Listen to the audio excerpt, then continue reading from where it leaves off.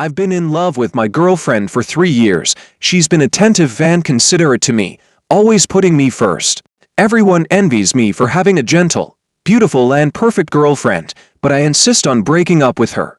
Even going so far as to spend a lot of money to find a breakup agency. The agency tailored a perfect lover for her based on my girlfriend's situation. My girlfriend, who used to love me to death, quickly fell into the arms of her new boyfriend. But later, when she was dumped, I begged her to make up like a madman. She became more considerate and gentle to me, obedient in every way, but only I knew that I had been reborn.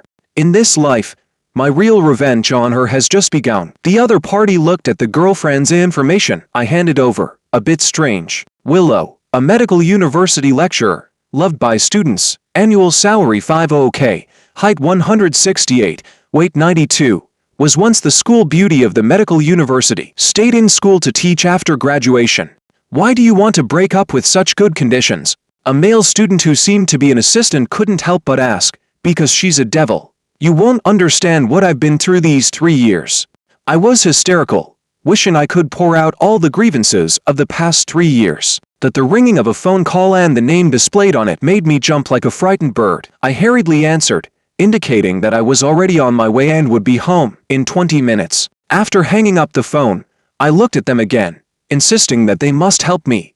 Money is not a problem. You can have as much money as you want, as long as you can make her break up with me, make her disappear from my life. After saying that, I didn't dare to delay any longer and hurried home, leaving behind the two people, especially the assistant, who was curious. What's wrong with him? Why did he leave so quickly? He didn't say why he wanted to break up. Makoto, the boss, was holding a tablet which displayed all of Willow's information over the past 10 years. He's already told you why he wants to break up. As soon as I opened the door, I saw Willow leaning against the shoe cabinet. Her eyes were staring at me gloomily, like a night hunting owl. You're 2 minutes late. What were you doing? I suppressed my calmness, swallowed, and changed my shoes with my head down. I was delayed by attending a psychology lecture with Mr. Wan in the cemetery area. Liar.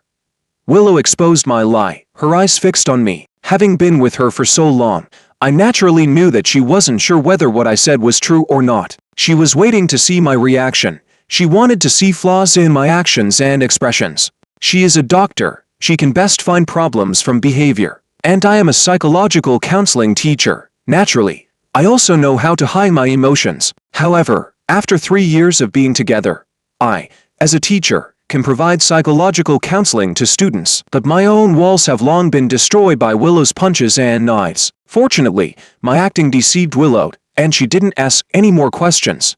Our conversation became normal. I got off work late today and didn't have time to cook. Let's order some takeout. I nodded, picked up my phone and asked what she wanted to eat. The two of us ordered over $70 worth of takeout. While waiting, Willow helped me tidy up the clothes I had changed and prepared the foot bath water for me. Everything was calm and beautiful, seemingly covering up the turbulent waves under the surface of the water. Soon, the takeout arrived. I went to get the takeout first, out of politeness. I casually thanked the other party. Thank you for your hard work. After saying that, I closed the door. The next second, Willow, who had just been pouring foot bath water in the bathroom, suddenly appeared in front of me, her eyes staring at me gloomily. Do you know her? I shook my head. I don't know her. Then why did you smile at her? Why did you say she worked hard? She's shorter than me. Her eyes rolled up, revealing a large area of white. At this moment she's standing on tiptoe, her hands restraining my arms. George, didn't I tell you, I'm your everything? Why did you smile at someone else? Why do you think others are working hard? Don't I get tired? As soon as you come back, I wash your clothes and pour your foot bath water. Why don't you care about me a little bit? Do you know how tense and suspended I am every day in class facing so many students? I'm afraid that I'm not doing well in any aspect. I'm afraid of being complained by students. But what about you? What are you doing? You make me very angry. You might as well not eat today's meal. You reflect on it. With that, she took the food from my hand and threw it into the trash can. I won't eat either. I'll starve with you. George, I want you to remember, if I have a low blood sugar attack, it's all your fault. I looked at her and sighed deeply. The Willow I knew before was not like this. I met Willow at a teacher-student fellowship meeting. In short, it's a small gathering of young single teachers organized by the school. During the idle chat, I noticed a teacher sitting at the end of the line, not playing with her phone or chatting, out of place with her surroundings. As a psychology teacher, I noticed something was wrong with her at a glance. I asked the person next to me who she was. Oh, she's Willow, a nursing teacher who just stayed at the school this year. Seeing me eager to move, the other person held me back. You're not interested in her, are you?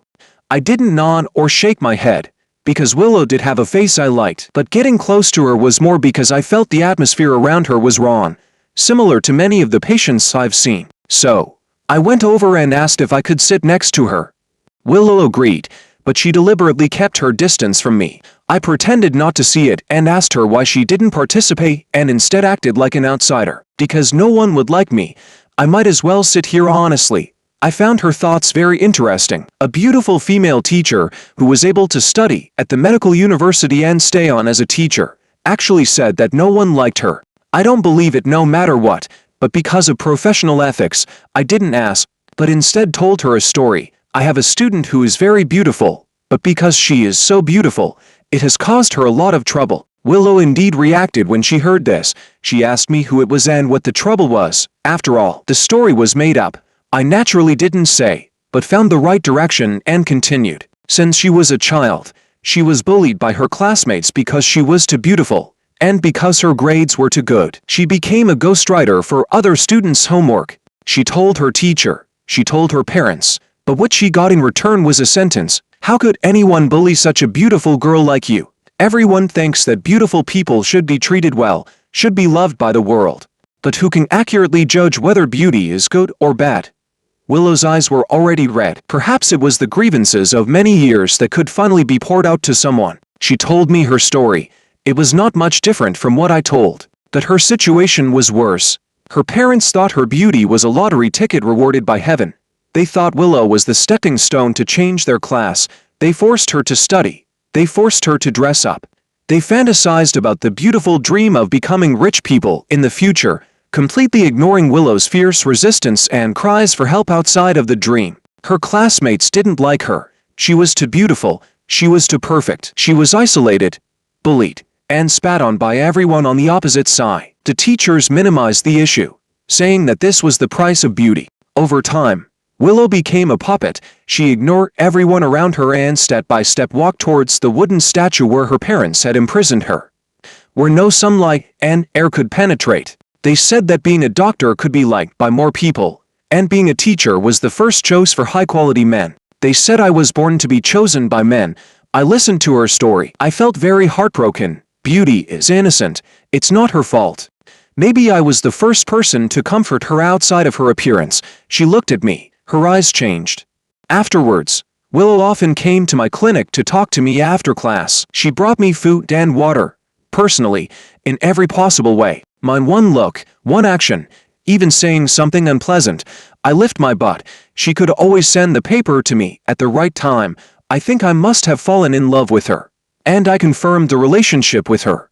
But I later found out that what I thought was love was actually a subconsciousness that Willow had been trained by her parents since she was a child. She knew how to treat me well and how to hook my heart. All of this was just the course she had learned from childhood. The first time I proposed to break up with her was because a beautiful girl came to my clinic. She was suffering from depression and came to me for advice, but Willow ran into her. She insulted her verbally, said she was shameless, said that as a woman, she knew what the other party was thinking.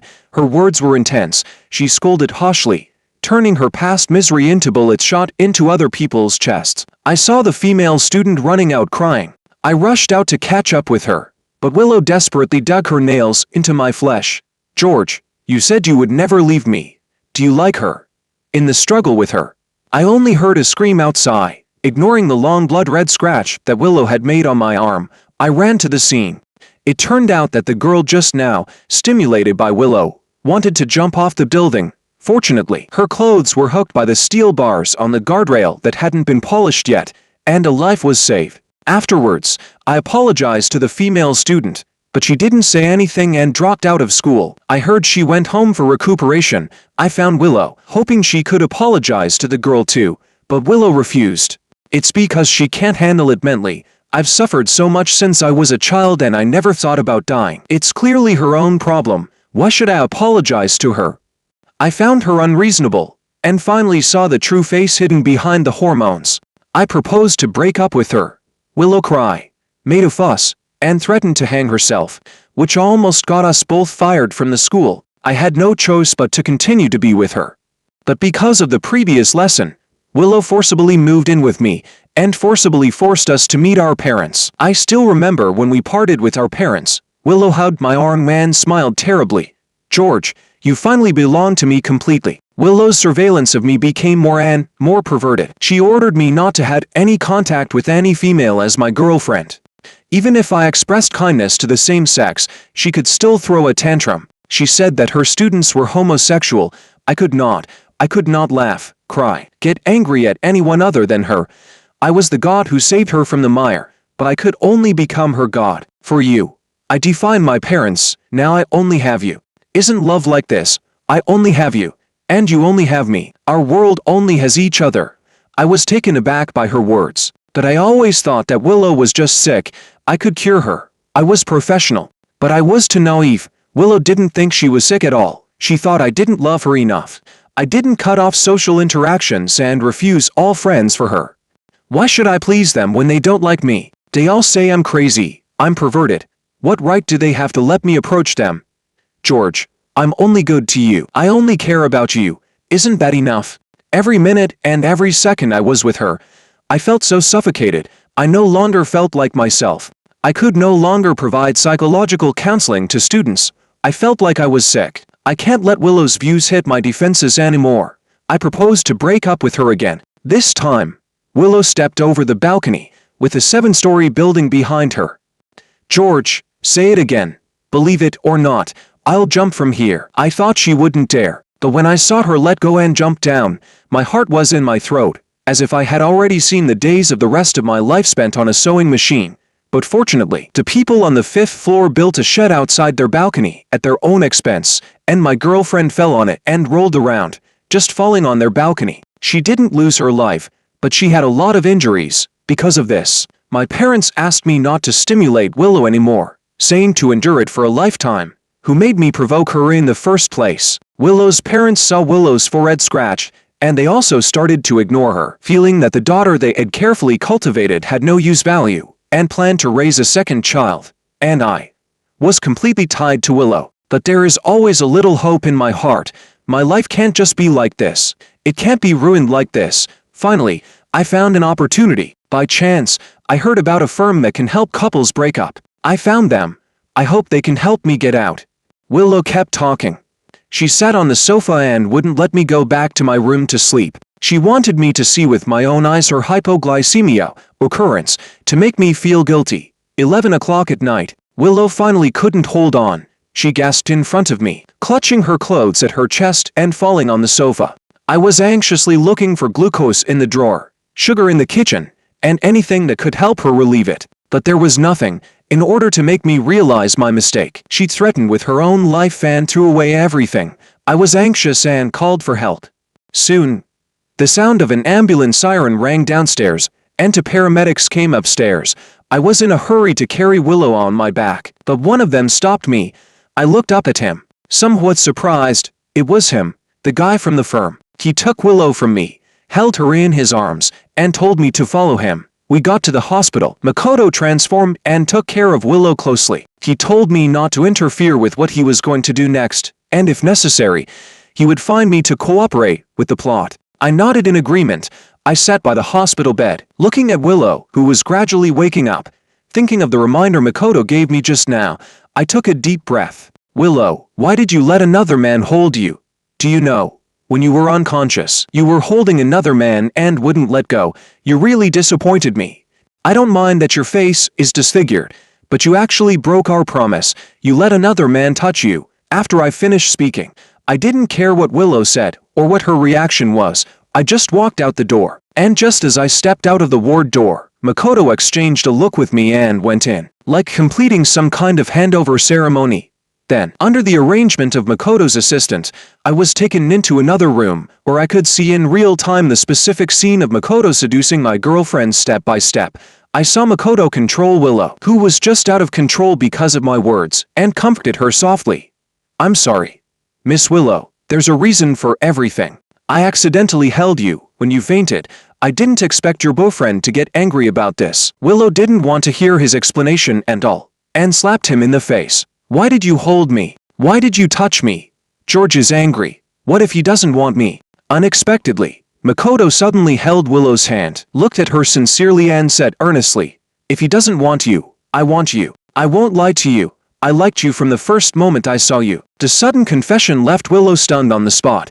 She stared at Makoto, somewhat incredulous. My parents own a company with an annual income of about 8 million, and I also run several companies. Now I am a professor of medical science and a friend of the dean of this hospital. I think I have a destiny with you. I just came to this hospital yesterday and I happened to see you having an accident. Coincidentally, the hospital was short of people, so I met you when I helped out temporarily. Willow, I fell in love with you at first sight. I have to say, Makoto has a face that Willow really likes. Wearing glasses, scholarly, elegant, gentle, height, weight, every aspect of his appearance hits Willow's heart. Willow didn't shake off Makoto's hand. I think, no matter who it is, when they meet someone better than their boyfriend, and that person is deeply in love with them, anyone would hesitate. Seeing Willow take the bait, Makoto took the opportunity to give her a business card. Here is my contact information. I'll be waiting for your call. As he said this, Makoto also gave Willow a box of colored chocolates. His assistant also told me to hurry home and prepare for the opening of the next scene. When I got home, for the first time, Willow didn't harshly question me while I left her alone in the hospital. Instead, she looked at my reaction with a guilty look in her eyes, hiding a box of chocolates behind her. As for me, ignoring her little movements, I stared at her with wide eyes. The same words, the same piercing words. Willow, you really make me sick. I don't want to see you for a second. After saying that, I slammed the door and left, and Willow didn't catch up. She kept rubbing the business card Makoto gave her in her hand. She also took out the chocolate and ate a piece, finally staring at the words on the wrapping paper. Soon, Makoto sent me a message. It was a screenshot of Willow adding him as a friend. Caption: the fish is hooked. Makoto generously found the most convenient eavesdropping position for his assistant and me. I saw Willow dressed up carefully, asking Makoto why he liked her while smoothing the hair by her ears. Her words were flirtatious, shy and timid. Makoto was very gentle. When he heard Willow order an iced Americano, he considerately changed it to a hot one for her. You're on your period, you can't drink cold drinks. Willow was very surprised and asked him how he knew. Don't forget, I'm also a professor at the medical university. With one sentence, he completely closed the distance between them. The two of them had a great conversation, until they gave me instructions. Asked me to call Willow. I did as I was told. I asked Willow where she was. Willow looked at the man in front of her, who was gently helping her put sugar in her iced Americano and wiping the coffee stains from the rim of the cup with a napkin. For the first time after being with me, she lied. I'm in class at school. The assistant gave me a look. I grabbed my phone and rushed out. Without hesitation, I slapped Willow. It seemed that I was going to vent all the frustrations of the past 3 years. Willow was slapped and turned her face. She was about to say something but stopped when she saw me. Willow, you're really shameless. You ruined my life, but you're here hooking up with other men. Because of you. Because of your abnormal control. I have no friends, no family. Only you are by my side. I gave up everything for you. But what about you? What are you doing? You lied to me that you were in class, but you were drinking coffee with another man. The anger in my heart has been accumulating for too long. I have forgotten the scripted lines. I just wanted to take this opportunity to vent all the pent-up anger in my heart. Willow was in the wrong. And for the first time, I stood my ground in front of her. Willow, you've tried everything to keep me by your side. Suicide, fasting, jumping off buildings. What haven't you done? Even when my parents came to see me, you had to criticize them. You said that only you and I are family. You said that you gave up your own family and parents for me. Asked me to cut off relations with my parents. I did as you said. I listened to you in everything. But what are you doing now? You've ruined me. I have nothing left. And you're here looking for men. In my excitement, I wanted to say more, but I saw Makoto come over and hold Willow, and he deliberately bumped into me from behind to sober me up.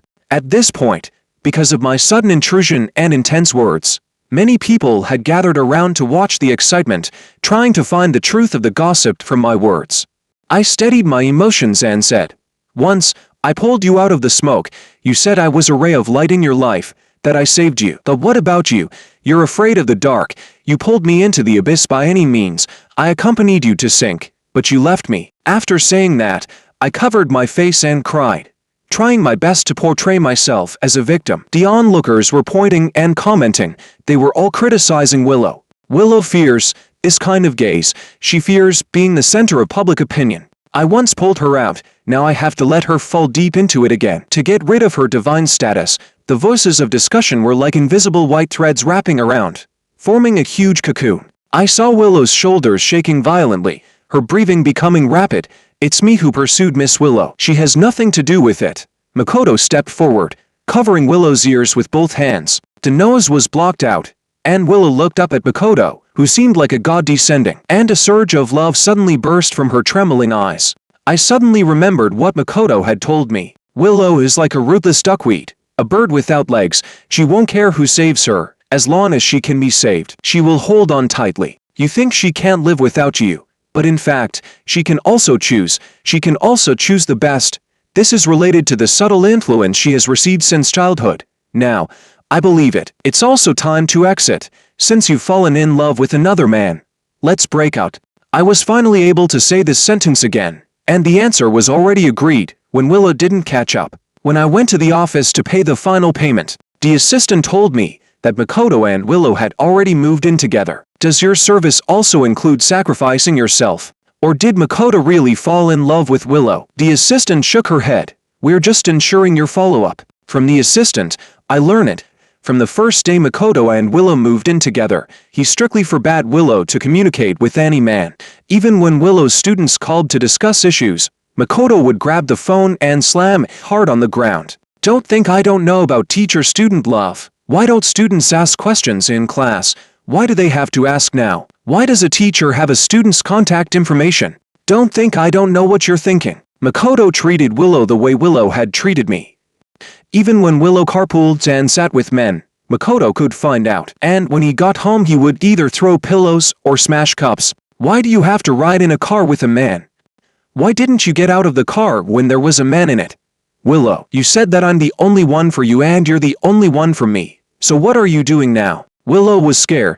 Half a month later, I suddenly received a call from Willow. George, can you save me?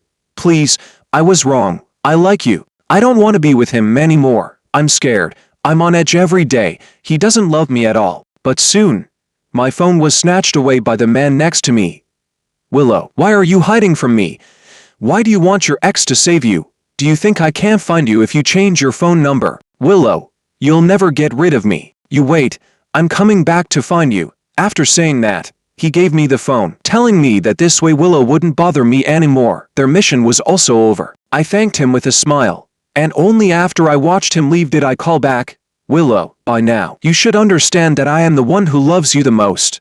I'm someone who's already died once. In my previous life, I was poet and mentally controlled by Willow, and was forced to jump off a building. When I woke up again, I was back to a month before I jumped. I didn't know what this time period meant to me, until I saw the message about the breakup agency on some platform. I was desperate to find them, eager to get away from Willow. But when I saw Willow sinking deeper and deeper as I expected, I changed my mind. Just breaking up with me seemed too cheap for her. She ruined me, leaving me with nothing, and even called me a coward before I died. Not a single friend or family member mourned for me, and my parents had cut ties with me early on, fearing that they would be held responsible if anything happened to Willow, a person who bound me with her misery. It seemed that my punishment for her was merely to set her free. I'm not a kind person. I've already lost one life because of her.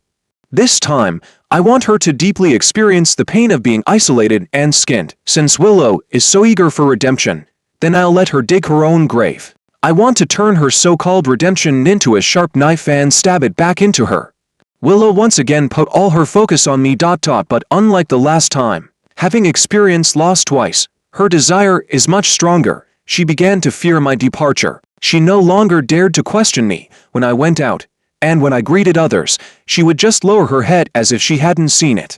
Even when someone sent me a message, she didn't dare to ask a single question. She could only pretend to be tidying up on the side, but her eyes were fixed on my phone screen. Of course, the messages were my unabashedly ambiguous texts. Finally, Willow became enraged and demanded to know who it was. But I was just waiting for her to speak, so I could frown at her, looking impatient. Willow, this is just a friend of mine. You don't even trust me in this. The one who betrayed us was not me. Do you think everyone is like you? If you keep going like this, I don't think we need to continue together. Sure enough, after my threats, Willow didn't dare to bring up those topics with me anymore. On the contrary, every time she replied to a message, I would mock her coldly, asking if it was another message from a colleague. Every time she went out, I would call her within 10 minutes to check on her, questioning if she was working overtime with some pretty boy again. Even though many times I knew she couldn't answer, so much so that later on, she would be scared and panicked whenever she heard a message or a phone ring. I treated her the way she used to treat me, but I was gentler than the original Makoto. Every time Willow couldn't take it anymore, I would sincerely apologize to her. I'm sorry. I just love you too much. I'm really afraid of losing you. I'm afraid you'll leave me. You once deceived me because of a man and left me. I'm scared. I'm really scared. Willow, you always say you love me. So why do you deceive me? The reason I've become like this is because you force me, isn't it? I'm sorry, Willow, but you should know by now that I love you the most in this world. After several times, Willow eventually chose to accept it and indulge in it. I watched her struggle daily in so-called love, yet not daring to object, and felt a strong satisfaction. Until in the end, when she didn't dare to speak even when she saw me deliberately letting her see me pulling and tugging with others, I knew my plan was almost successful. When I got home, Willow didn't dare to bring up the day's events, and even put on a sexy dress she had never worn before. When she saw me coming back, she immediately pounced on me and hugged me. George, let's have a child. I wasn't surprised by Willow's idea. In fact, it was inevitable. She now has no excuse to bind me, even if we go back to being lovers. So she was very eager for intimacy with me, wanting to prove our lingering feelings in this matter. Moreover, under my continuous hints, she wasn't sure that I would definitely not leave her. Plus her lack of security, any little movement would become a huge wave in her eyes. She urgently needs something that can permanently bind me. That's a child, but I don't need it, and it's impossible for me to sleep with her. So I directly rejected her, but Willow broke down. She tore at her hair violently, her expression shattered. Why? Why? What does that vixen have that I don't? Why won't you have a child with me? Don't you love me? She was screaming hysterically, as if that was the only way she could vent her dissatisfaction. Her originally exquisite makeup was now smudged by her tears, and the straps of her already skimpy dress were about to fall off. I trying my best to suppress my emotions, so as not to laugh out loud. I originally majored in psychology, and was restricted by Willow before. Now I have the initiative. It's easy to counteract. What's more, we both know very well now that this situation is all her own doing. So in her breakdown, I just smiled faintly, because I'm disgusted. In Willow's incredulous eyes, I continued to speak. Willow, do you know, when I saw you in this dress, my first reaction was not how beautiful and good-looking you are, but wondering if you had played like this with that man, if you had worn this before. Can you guarantee that you've never done that kind of thing with him? Willow, what I want is a love that is pure from heart to body. I broke off relations with my parents for you, lost all my friends and family for you, but all I got was your betrayal. You betrayed our love. You don't deserve redemption. Every time you try to please me, I become more suspicious. So don't do this anymore. I won't have a child. You think about it. In the end, I added, now when I see you like this, I just feel disgusted. After the last incident, Willow was hit hard and didn't go to school for 3 days in a row. The teachers at school speculated about the reason for Willow's absence. Some curious teachers couldn't help but come to ask me, why hasn't Willow been coming to class these days? I looked at the time on my phone, deleted the message reminder on the page, and shook my head at them. One of my colleagues quickly intervened. Oh, how can you ask George about this? They broke up a long time ago. Previously, under my deliberate avoidance, not many people knew about Willow and I breaking up, but now, it's the best time to announce the breakup. So, under the surprised eyes of my colleagues, I slowly told them about the last time Willow and I broke up, without explaining the reason. My colleagues cast sympathetic glances at me, and even several people who knew the inside story didn't console me. They just congratulated me for finally getting rid of Willow.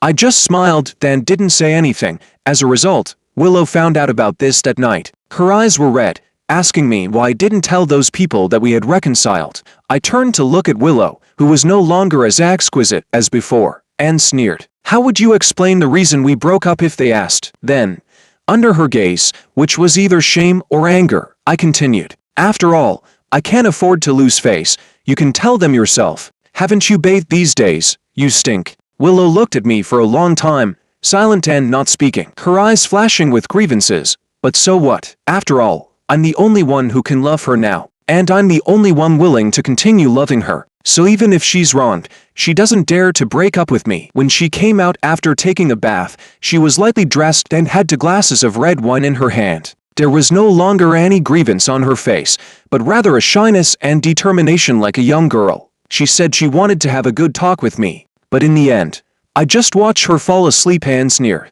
As soon as we got back together, I filled this house with cameras, so I saw clearly when she drugged the wine. I naturally know what she's thinking. Since she wants a child so much, I'll naturally fulfill her. Half a month later, Willow was pregnant. By then she couldn't wait, so as soon as she got the report, she rushed into my office and announced it. So everyone's expressions looking at us became subtle. I looked at her carefully, holding her yet to bulge belly, and the mockery I wanted to blurt out was swallowed back. Oh, what does it have to do with me? As soon as I said this, Willow's face immediately showed grievance, surprise, and disbelief. This is your child too. At this point, everyone's gaze turned to me. I stood up, with a face like I had eaten a fly. Willow, as far as I know we've been broken up for a long time, right? You say this is my child. Haven't we reconciled a long time ago? Then why did we break up? Do you want me to tell everyone the reason? That this child is yours. Don't you remember? Half a month ago, we drank. George, this is really our baby. As long as we have him, you can never leave me again. Willow's eyes were flashing with a light called madness, and she pulled my hand to touch her belly. George, touch it. This is our child. ... double quotes. Women are inherently passive in love. And now that she's pregnant, those colleagues who don't know the truth start talking to her. Oh, couples argue the head of the bed and make up at the foot of the bed. You guys have a child now. Stop arguing. Yeah. No matter what. Willow is carrying your child. You're being too heartless. You're not going to take responsibility, are you? George, you got Willow pregnant, and you don't want to take responsibility. Are you even a man? The last person to speak was a new teacher named Lynn. I heard that he was once Willow's student, and now he's looking at me with a bad expression, his hands clenched into fists, as if he's ready to rush out and vent his anger for his goddess at any time. I shook my hand off forcefully and looked at him with amusement. When did it become your turn to point fingers at Willow and my affairs? Or is the child in her belly yours, that you're so worried? My tone was very bad. Even the teachers who were trying to mediate frowned. Oh right, maybe it really is. Upon hearing this, Lynn's expression became strange. But I ignored them, and continued speaking. Willow, it was bad enough when you cheated on me. I wanted us to part on good terms, and we had just gotten back together recently, but now, do you really want to hurt me in this way? In Willow's incredulous gaze, I slowly began. Willow, have you forgotten? Because you didn't want an unplanned pregnancy to affect your work, I had a vasectomy a year ago. Is this child really mine? Or did you go to someone else to help you conceive this our child in order to keep me from leaving you? Willow's child is definitely not mine. After she got drunk that night, I just took off her coat and left. She knew I wouldn't do those things with her. So she went out and got pregnant with someone else's child, and directly asked me to give the child a name. She knew that even if I didn't want to, as long as she had this child, she could still trap me, but she miscalculated. I directly threw Willow's hotel records and the private detective's photos on the table. Or is it because you're too embarrassed to talk about your affair with Mr. Lin? When I was preparing for revenge, I knew that Willow would never let me go, so, after successfully breaking up, I started investigating her relentlessly. In my previous life, I died because of Willow. How could I let her continue to live as she did before in this life? Since I exposed the truth about Willow's pregnancy, we broke up again. The news spread across the campus, and many people even posted the story online. For a time, Willow's reputation was in shambles, and she and Lynn were expelled from the school. Lynn also began to pursue Willow, but what he didn't know was that Willow who had experienced the previous incident, her twisted psychology began to only believe in my love for her. She saw me as the only light to save her from the darkness, so even if she had Lynn's pursuit, she was also trying her best to ask me to get back together. Seeing that I ignored her, her methods became more and more radical, even to the point of stalking at night. And the last time, she scared a teacher who was on the same path as me. Until finally, she stood on the rooftop of the school, begging me to see her. When I went up through the layers of crowds, I saw her standing on the edge of the rooftop, like a fragile doll. "George, I've already aborted the baby. Can we get back together?" Hearing this, worrying appeared on my face, and I shouted loudly, "Willow, come down quickly. We can talk about anything when you come down." But on the other hand, I was quietly sneering. "Willow, you're so dirty. You're even dirtier than before. Do you think I'll come back to you like this? You're wrong. Everything can't go back. Why do you have to treat me like this? You've hurt me, who loved you the most, so thoroughly. You'll never have someone who loves you like this again. Willow, just stay in that dark and disgusting swamp. Willow, you make me sick. You might as well die." Willow's expression collapsed. She squatted down and cried, "George, I know I've wronged you. I don't want to go back to that dark place. I don't want to." I looked at Willow in front of me with cold eyes, pretending to be anxious on my face. "Can you come down first? Can you come down first?" The Willow just looked at me, turned around, and jumped down amidst the screams of the crowd. "Willow is dead." I was taken away by the police who rushed over. The Willow jumped off the building under everyone's gaze, and there was surveillance to testify, so I just easily made a record. It wasn't until I walked out of the police station and the sunlight spilled on me that I felt I was truly reborn. There would be no more control from Willow in the future, and there would be no more Willow. After Willow's body was cremated, Willow's parents didn't want to take care of her affairs. After receiving the ashes, they threw them directly into the river next to them. Willow no longer exists in this world. After her death, the chat records and videos of her control over me were exposed, causing another storm on the internet. It's a pity she can't see it. In this matter, I am considered a victim. To compensate me, the school even gave me a month's holiday. I took advantage of the holiday to travel and truly felt the beauty of being alive. From then on, my life no longer had any perverted control and possession. What I have is just a bright future.